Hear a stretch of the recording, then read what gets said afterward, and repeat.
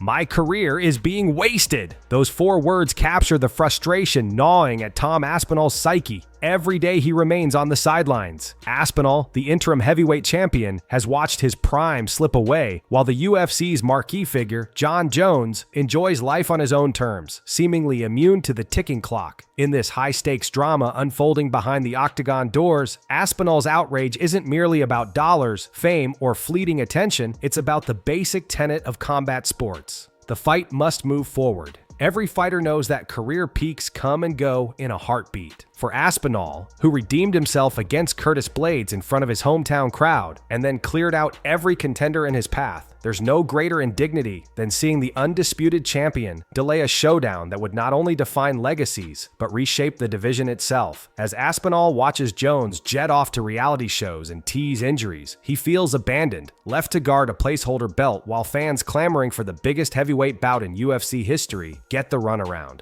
This is more than a beef between 2 fighters. It's a clash of ideals. Aspinall's warrior spirit versus Jones's calculated legacy protection, with Dana White stuck in the middle, forced to pick sides. Tom Aspinall's decision to defend the interim heavyweight title wasn't born out of ego alone. It was fueled by unfinished business and a desire to prove himself in the bloodiest theater he could imagine. After suffering a brutal injury in his first bout with Curtis Blaydes, an agonizing defeat that hampered his confidence and tarnished his record, Aspinall knew he had to return stronger, sharper, and more ruthless. Rematching Blaydes in Manchester, in front of a sold-out co-op live arena, he didn't just win back the interim belt, he vindicated himself. Yet that moment of redemption, which should have launched him into the spotlight, became a bittersweet testament to his resilience. In those stands, surrounded by the roar of his hometown, he felt invincible, but that invincibility has since been compromised by the UFC's refusal to arrange the only fight that truly matters: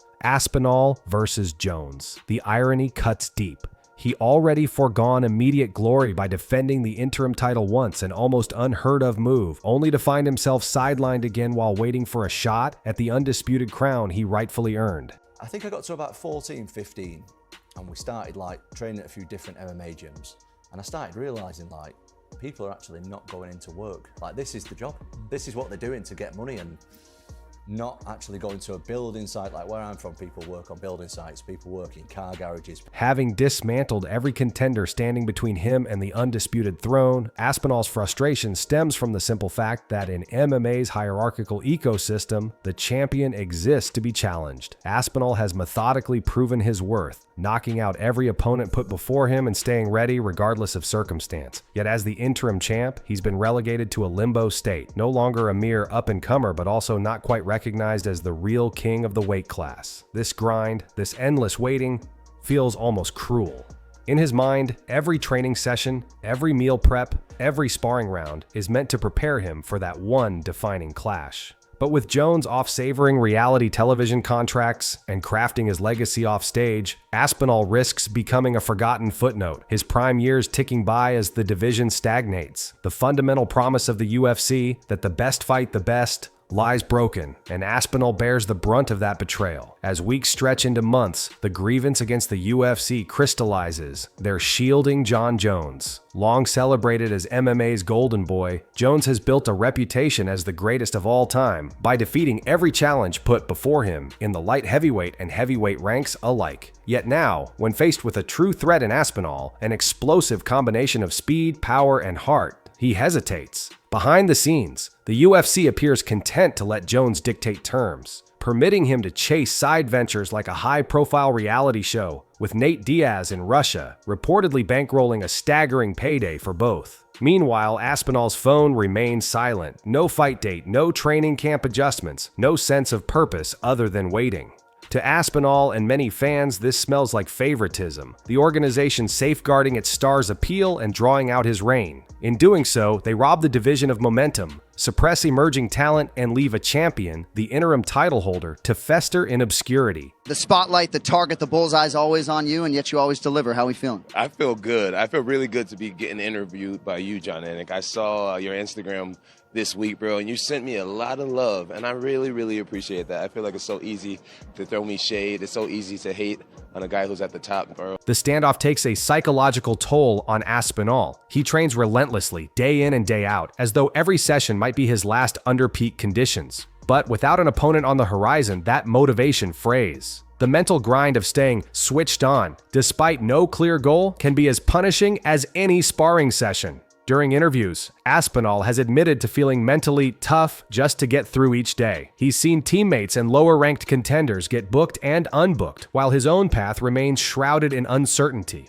When Dana White publicly insists that Jon Jones is happy to do it, Aspinall hears only empty platitudes. He knows what it means. Jones will only fight when it suits him, when the timing and stakes align with his long-term brand building. All the while, Aspinall's prime athletic window narrows, each day amplifying his frustration as he wonders if he's being used to build up Jones's narrative without ever receiving his own due reward. Pundits and media voices have weighed in, amplifying Aspinall's point. Jones, now a heavier athlete in the heavyweight division, no longer showcases the lightning-fast, dominant form he had in his light heavyweight prime. Names like Stipe Miocic and Cyril Gane have embarrassed Jones to varying degrees, revealing holes in his game under increased mass. Observers argue that Aspinall, a 260-pound beast with the agility of a cruiserweight, could give Jones nightmares. They highlight Aspinall's knockout power and technical prowess, attributes that, when combined with his frame, make him a terrifying opponent. Some even suggest Aspinall should be favored in hypothetical betting lines. Those arguments only stoke Aspinall's fire further. If the experts believe he could beat Jones, then why won't the UFC let the octagon decide? As rumors swirl that Jones demanded 6 months to prepare for Aspinall, speculation emerges that the champ sees more risk than reward in taking on a prime heavyweight killer. The commentary underscores a growing narrative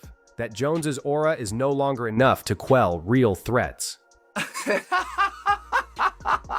Jon Jones wants 6 months. He wants 6 months to prepare for Aspinall. He wants 6 months. He can have them. How would I control it? How would anybody control it? Jon has the undisputed belt and that Tom has the interim belt. We all understand that these guys are going to fight. Now that we have that evidence, we have had no... Beyond the octagon, this saga shines a light on the flawed logic of pound-for-pound rankings, a topic Aspinall and his supporters find laughable. To them, comparing fighters with disparate weight classes and fighting styles is akin to asking who wins in a fight between a bulldog and a giraffe. It defies common sense. This debate has become emblematic of the frustration with Jones. No longer can his legacy rest on the notion that he's unbeatable. At heavyweight, every fighter is bigger, stronger, and more dangerous. Aspinall represents the prototype of the modern heavyweight, explosively quick, technically adept, and possessing video game knockout ability. In contrast, Jones's recent struggles have exposed vulnerabilities no light heavyweight ever posed. For Aspinall, every pundit's jab at pound for pound underscores the absurdity of letting Jones's past greatness warp the present reality. Fans want the clarity of seeing top talents clash head-on, not endless theoretical debates about mythical, cross-weight comparisons. Frustration reaches a boiling point when Aspinall issues a direct challenge. If Jones truly isn't interested, strip him of the title. Aspinall has stayed ready for 495 days, an eternity in MMA. In every press conference, every interview, he presses the same question. What are we waiting for? He has offered to fight anyone else in the division if Jones won't step up. Yet the UFC seems to lack the backbone to sever their tie to their biggest star. To Aspinall, this is more than a personal grievance. It's a crisis of credibility for the entire organization. The UFC built its reputation on booking the most anticipated fights, delivering clear title pathways. Now, in the heavyweight division, they allow a champion to spin indefinitely, posting vacation clips, teasing injuries, and dropping tantalizing hints about retirement, while contenders starve for a shot. This broken system, Aspinall argues, diminishes the sport, cheats the athletes who train relentlessly, and insults the fervent fan base that pays attention. Jon Jones is probably watching this, so send him a message. Hello, Jon. I have nothing against you personally, but I just think I'm better than you. I just know that I can beat you in a fight, so I'm coming for it.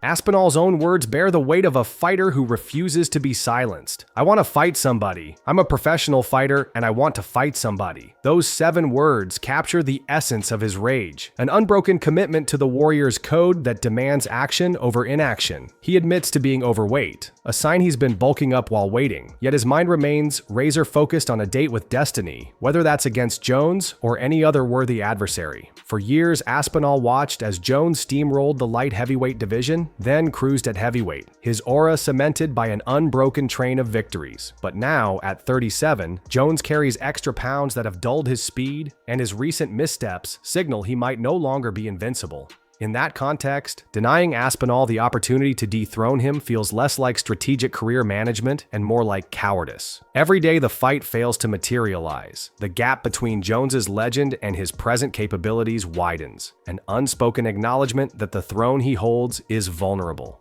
Dana White, ever the master showman, finds himself cast into an impossible role, protector of the camp star versus purveyor of fair competition. White's proclamations that Jones is the man clash with the growing chorus criticizing him for inactivity. Whenever White speaks, he touts Jones's accomplishments and teases something cooking, but the details never come. Meanwhile, Aspinall's camp hears only crickets, no contract offers, no travel itineraries, no sense of urgency. It begs the question, is the UFC's business strategy to drag out the narrative, build anticipation, and maximize pay-per-view numbers? If so, White risks backfiring by alienating the very audience he needs. Fans crave definitive answers. Will Jones fight? If not, who's next? By treating Jones as untouchable, White undermines the legitimacy of the championship and diminishes the value of Aspinall's undefeated record since his interim title win. In the end, White's legacy might suffer more than Jones's if he allows this standoff to escalate into a public relations disaster.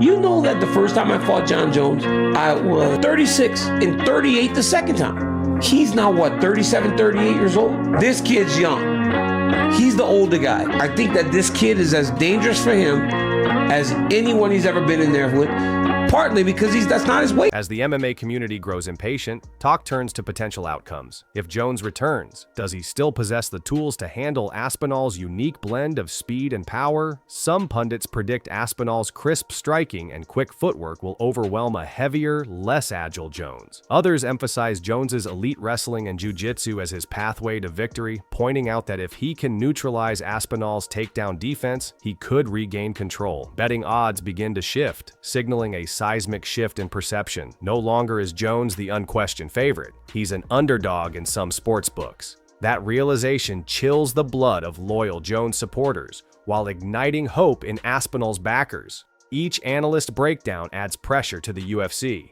Make the fight and let the octagon settle the debate once and for all. The longer the stalemate drags on, the more meaningless the heavyweight title becomes. A piece of gold with no real challenger to validate it. The stakes couldn't be higher. For Aspinall, every pound on his frame, every bruise from sparring, and every sacrifice made in the gym counts only if he gets his moment under the bright lights. Every fight camp is a countdown to vindication or frustration. For Jones, the calculus is different. He's already cemented his legacy, but now risks tarnishing it through inaction. In a sport where athletes are measured by who they beat and when they beat them, Jones's delay on facing Aspinall invites questions about his willingness to risk defeat at the height of his fame. For Dana White, the UFC's reputation hangs in the balance. Uphold the meritocratic ethos that made MMA a global phenomenon, or allow business interests to override sporting integrity. Fans, too, have a stake. Their loyalty isn't infinite. They invest time, money, and emotion into this narrative, and if the payoff never arrives, disillusionment sets in.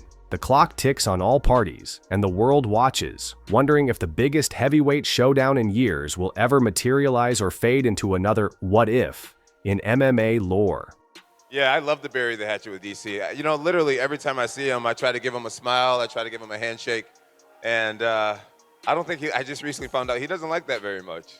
So I think I'll just give him a little friendly wave from a distance from now on. Jones, meanwhile, has the luxury of choice, of timing, and of safeguarding his legacy. If he never steps into the cage with Aspinall, all his past glories risk feeling hollow, as though the story of the greatest was never truly tested at its pinnacle. The UFC's decision now will reverberate for years. Either book the fight, let the chips fall where they may, and crown a rightful champion, or continue this standoff and watch credibility bleed away. Aspinall's fury isn't mere bravado. It's the voice of every fighter who knows that in combat sports, time is the unforgiving referee, and opportunity lost may never return.